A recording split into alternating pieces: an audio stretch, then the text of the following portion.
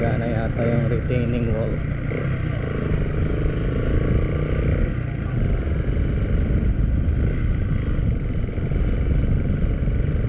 Mana.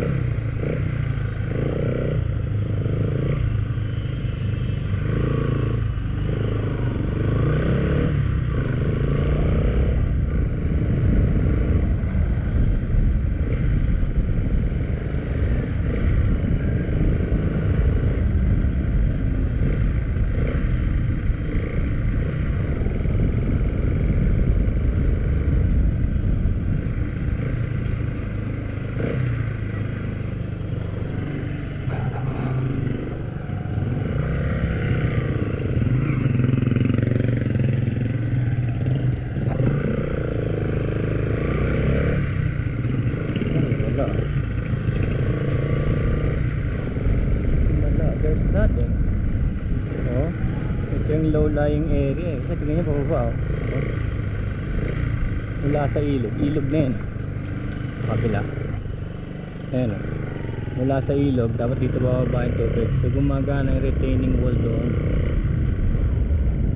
Ayan oh. May retaining wall. Naisara na yun. Sana yung common na bagyo, may debris na tayo dito. Kung merong naapektuhan dito, may debris yan, debris field yan, debris field. Lahat ng mga nabasa sa bahay nila, lalabas nila dito yan sa gilid. So ngayon as you can see oh, lumabas na si lumabas na si Enteng, pero may LPA pang bago eh. Pero at least si Enteng hindi masyadong mapaminsala. Saka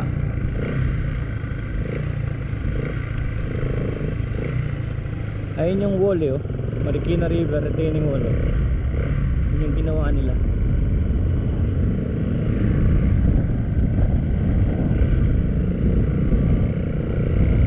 Ayan, punta na tayo na sa mismong Romana Highway. Yun yung pinakamababa eh. Wala oh. Walang debris. Ang mga debris makikita mo mga construction material.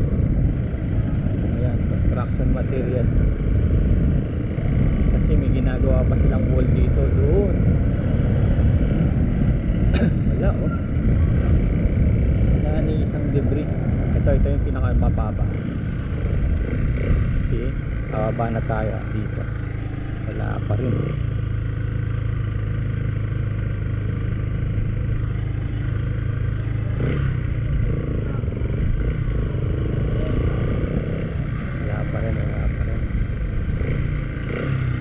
Oh, wala, malinis mga kali.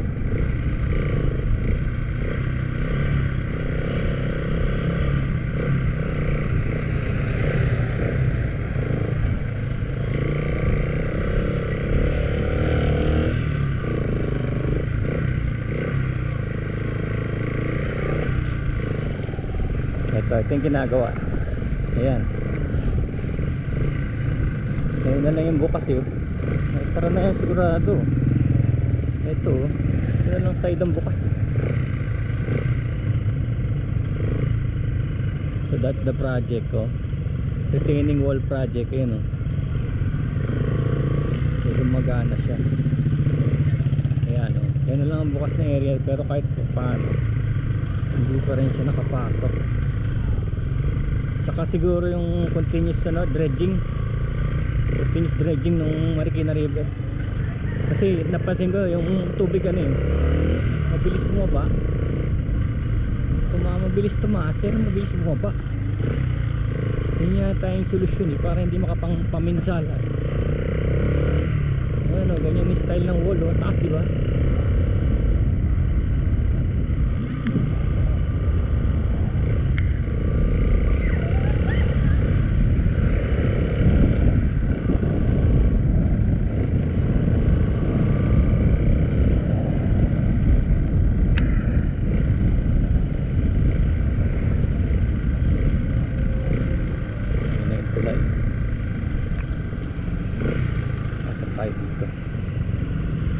So lumalabas ito yung pinakamababang parte.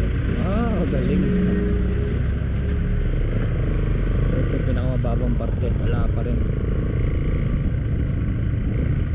yung dati nating video. Ito yung lowest. Pero yung dati nating video, what? Puro debris dito. Ngayon wala.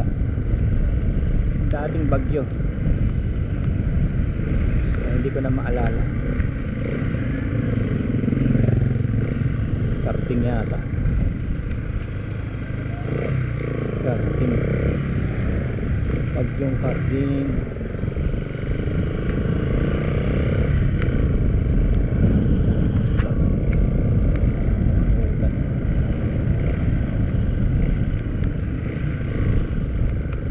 Ayan, yan ang balita natin. Wala.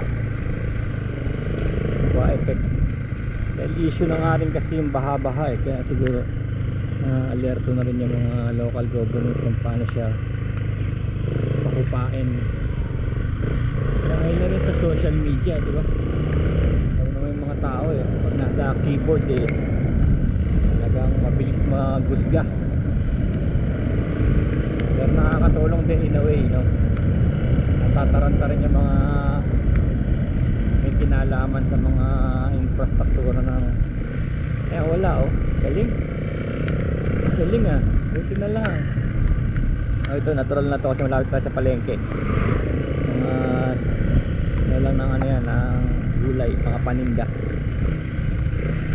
Ito yung tinatawag nila market, Tumana market. Pababa dito. And somehow naayos yung carb ko. Walang dito. Somehow naayos yung carb ko. Pupugak-pugak ko kanina. Pupugak-pugak. We were out. Baba dito.